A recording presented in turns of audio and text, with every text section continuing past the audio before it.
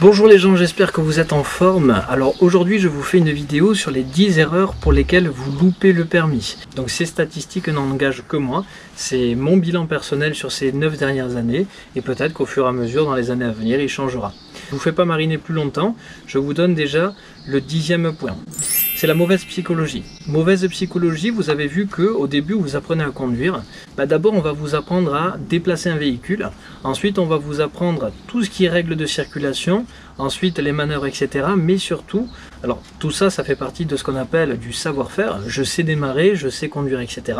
Mais à un moment donné, la dernière partie qui parfois est négligée dans les auto-écoles, c'est l'aspect psychologique. C'est-à-dire que si vous avez un bon niveau, mais une mauvaise psychologie, à ce moment-là, vous diminuez fortement vos chances d'avoir votre examen. En réalité, si vous passez le permis de conduire et que vous êtes persuadé que vous n'allez pas l'avoir, c'est sûr que vous ne mettez pas en fait dans votre tête des bons sentiments et vous êtes déjà quasiment éliminé. Donc c'est votre inconscient qui prend le dessus. Donc 10e important, c'est l'aspect psychologique. Si vous avez un bon niveau, une bonne psychologie, vous l'avez. Un bon niveau, une mauvaise psychologie, vous risquez de ne pas l'avoir. Et si vous avez un mauvais niveau mais une bonne psychologie, malheureusement ça ne sera pas suffisant. Donc le 10e point, c'est celui-là. En 9, on va retrouver l'absence de clignotants. Donc les clignotants, ça peut paraître bête. Moi j'aime bien dire à mes élèves qu'il vaut mieux le mettre trop que pas assez. Alors après c'est sûr qu'il ne faut pas le mettre tout le temps et n'importe comment. Il faut savoir quand c'est qu'on s'en sert. Si je vous fais un bref récapitulatif là-dessus, ça va être surtout dès que je vais changer de direction, dès que je vais par exemple dépasser, déboîter ou me rabattre. Et si par exemple j'ai une interdiction ou une obligation d'aller quelque part, à ce moment-là il vaut mieux quand même le confirmer avec son clignotant. De toute façon vous êtes noté sur 3 points le jour de l'examen là-dessus. Si vous vous rappelez pas, je vous avais mis la grille de notation, n'hésitez pas à aller voir. Alors je vous mets le lien juste ici pour vraiment voir comment vous êtes évalué. Mais l'absence de clignotant, c'est quelque chose de dommage. Ça m'est arrivé il y a quelques semaines, un élève qui a été éliminé pour ça. Franchement c'est pas pardonnable. C'est vraiment ce qu'on apprend dès la 2e ou 3e heure de conduite. Ça fait vraiment partie des bases. 8e point, on va parler d'erreurs de réglementation. Donc la réglementation c'est assez vague, mais finalement ça fait partie du code de la route. Donc je sais que personnellement, avant le passage de l'examen, j'aime bien dire à mes élèves que même s'ils ont eu le code, ce qui est très bien, rafraîchissez-vous la mémoire en relisant un petit peu tout ce qui est régime de priorité, panneaux, règles de circulation, etc. Dites-vous tout simplement que vous ne devez pas le refaire entièrement, mais vous devez vous rafraîchir les idées, un peu comme si finalement, voilà, je passais un CAP cuisine et je me remémorais dans ma tête quelques-unes des recettes. C'est un petit peu finalement la même chose. Erreur de réglementation, c'est par exemple, voilà, je roule sans faire exprès dans une bande d'arrêt d'urgence, c'est une erreur de règle. Au fond de vous, vous le saviez et pourtant vous êtes éliminé. Un rond-point, si par exemple, à un moment donné, je me place mal, etc., ça peut être une erreur évidemment de placement, mais c'est surtout que si par exemple, mes ronds-points, j'ai tendance à être à gauche et revenir à droite, c'est peut-être aussi une erreur de règle. En fait, j'ai pas su vraiment quelle était la règle, et ça malheureusement c'est du code de la route, et on ne pourra rien pour vous si ce n'est de vous rafraîchir la mémoire, mais vous économiserez du temps et donc de l'argent si vraiment vous avez une bonne théorie. Je le dis souvent à mes candidats, mais si vous avez une bonne théorie, vous aurez forcément une bonne pratique, et si vous avez une bonne théorie, ça va peut-être aussi diminuer votre facture à la fin, puisque vous ferez peut-être moins d'heures du coup. Aujourd'hui, en plus, il y a quelque chose qui est terrible, c'est que vous pouvez avoir le code assez facilement, sans même bien connaître les règles de circulation, ce qui veut dire que souvent, quand on parle avec des anciens moniteurs, ils nous disent qu'aujourd'hui, les élèves font plus d'heures, tout simplement parce qu'on est obligé de renforcer justement cet aspect code de la route derrière. En 7, j'appelle ça la gestion des commandes. Donc vous avez 3 points là aussi, et c'est la première compétence sur laquelle vous risquez d'être éliminé.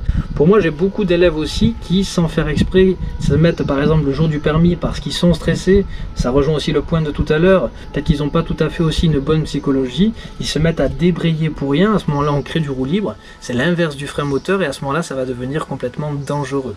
Si par exemple c'est la même chose, vous êtes en train d'allumer votre essuie-glace et en même temps vous avez les yeux sur les commandes, qu'est-ce qui va se passer derrière? Tout simplement vous allez avoir la conséquence, un écart de trajectoire. Mais à la base l'écart de trajectoire il est dû au fait que vous ne regardiez pas justement au bon endroit.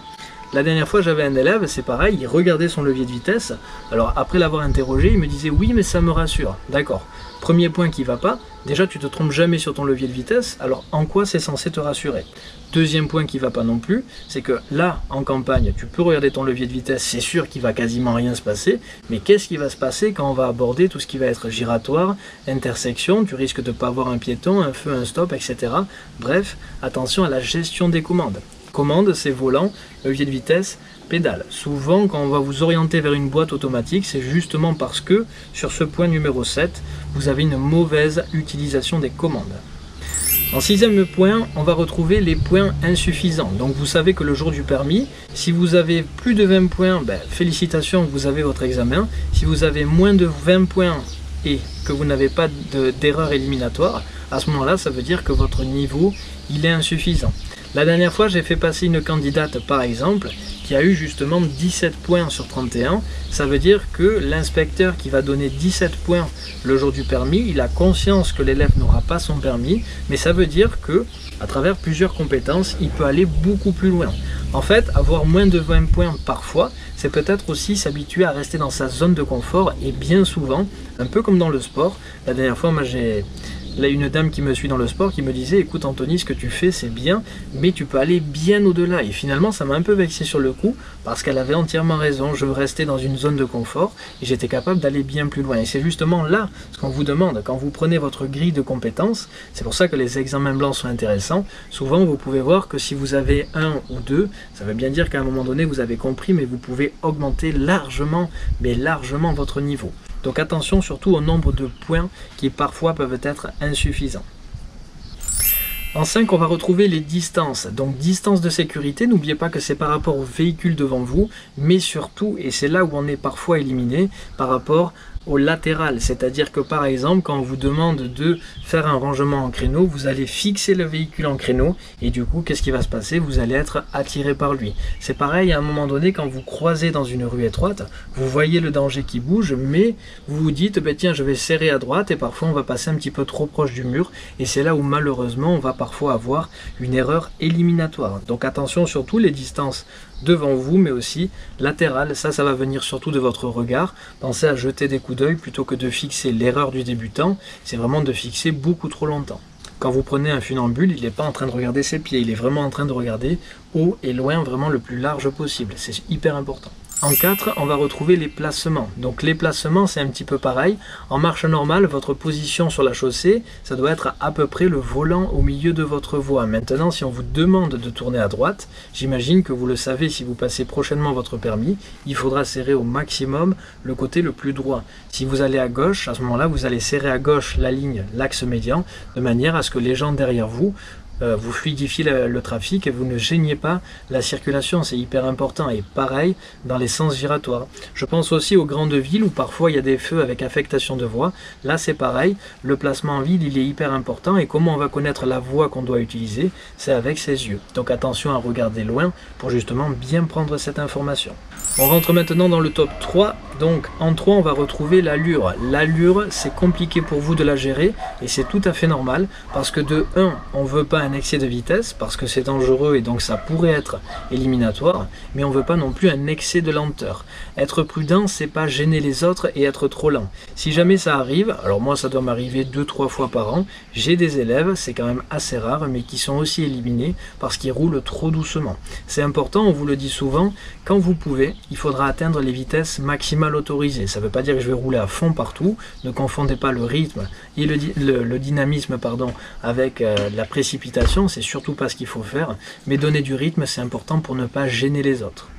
En 2, on va retrouver la prise d'information. Donc la prise d'information, ça va être par exemple les rétros, ça va être par exemple les angles morts et ça va être aussi regarder devant soi de manière mobile, latérale et large. C'est-à-dire que souvent, si vous fixez, on en a parlé un petit peu tout à l'heure, si par exemple vous avez le regard trop bas, si vous ne regardez pas par exemple les priorités à droite, etc., c'est là que vous allez avoir de gros problèmes derrière pour adapter votre allure et pour gérer. 90% des informations passent par la vue. C'est pour ça aussi que c'est très important quand vous conduisez d'avoir une bonne vue. On vous demande 5 dixièmes pour l'ensemble des deux yeux, ce qui peut paraître peu, mais c'est vraiment très important pour la suite. Et en 1, je ne sais pas si vous l'avez deviné, je vous laisse quelques secondes de repos. Donc je vous ai parlé du regard, je vous ai parlé du placement, des distances, etc. C'est vraiment des piliers en conduite, mais il en reste un. Et un qui peut être dû à plusieurs choses. Si vous apprenez encore à conduire, ça doit vous arriver encore si vous êtes en pleine leçon de conduite.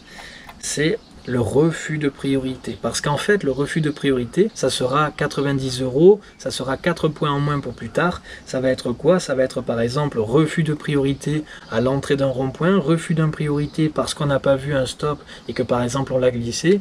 Ça va être un refus de priorité, par exemple à un piéton. C'est sûr que si vous cherchez pas, j'en parle beaucoup dans mes vidéos, priorité à droite, etc. Si vous cherchez pas, vous ne trouverez pas. Donc refus de priorité, pour moi, c'est le numéro 1. En tout cas, dans mon auto-école à moi, par rapport aux autres candidats en France, c'est peut-être pas forcément le cas. Moi, je parle surtout de mon auto-école et de mon expérience à moi, mais en 1, j'ai vraiment mis le refus de priorité, parce que finalement, il va englober tout ça. Si par exemple j'ai pas vu une priorité à droite et que quelqu'un arrive, je risque de commettre un refus de priorité. Si je manœuvre et que je laisse pas passer les gens autour de moi, peut-être parce que je les ai pas vus ou que je connais pas la règle, l'inspecteur il freine, boum, c'est encore une fois un refus de priorité.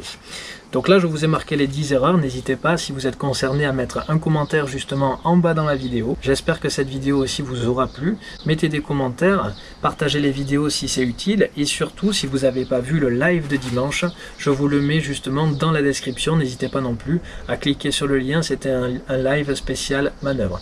On se retrouve bientôt les gens, à plus.